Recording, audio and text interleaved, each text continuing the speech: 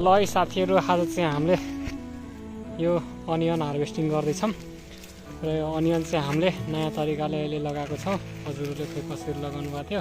हाम्रो चाहिँ यो प्याजको चाहिँ तेस्रो चौथो लट हो। अरू चाहिँ हामीले हार्भेस्टिङ गरिसकेको छौँ।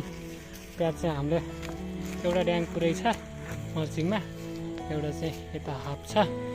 र प्याजको दाना चाहिँ यस्तो राम्रो आउँदो रहेछ कि मल्चिङमा, यहाँ हेर्नु न टक्क प्याजको दाना चाहिँ लगभग एउटै साइजको आउँदो रहेछ। हेर्न प्याज राम्रो आउँछ।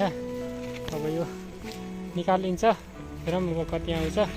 यो मल्चिङमा लगाएको साथीहरू, यो चाहिँ हामीले बाहिर लगाएको, यो बाहिरको अझै जिउँदैछ, हरियो सानो छ अझै, यत्रो दाना छ बाहिरको, सँगैको हो क्या यो र यो सँगैको।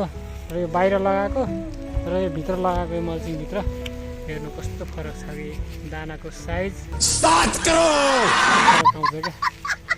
यसमा चाहिँ राम्रो हुँदो रहेछ साथीहरू। हजुरले पनि यसरी लगाउन सक्नुहुन्छ है प्याजलाई। प्याजको साइज चाहिँ साथीहरू यस्तो खतरा छ कि यार, म त यार हजुरलाई यस्तो राम्रो राम्रो प्याज छ यार, म त देखाउनै मन लाग्यो क्या।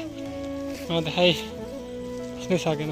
अहिले यता गोड्दैछ, मैले नै यता गोड्दै थिएँ। यो मल्चिङ यसरी उचाल्दैछु।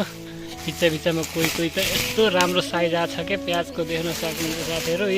आफै यो उक्लिरहेको क्या, यो माथि सब माथि आएको भित्र यस्तो छ कि खासै यसमा यो प्राङ्गारिक मल बाहेक अरू खासै अरू केही परेको छैन कि। यसमा सिँचाइ राम्रोसँग गर्न सक्यो भने प्याजको क्वालिटी चाहिँ दामी आउँदो रहेछ है।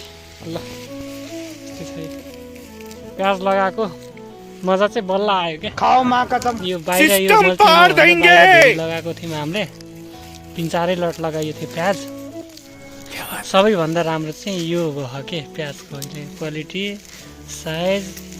यो वैशाखको आज 25 गते हो साथीहरू।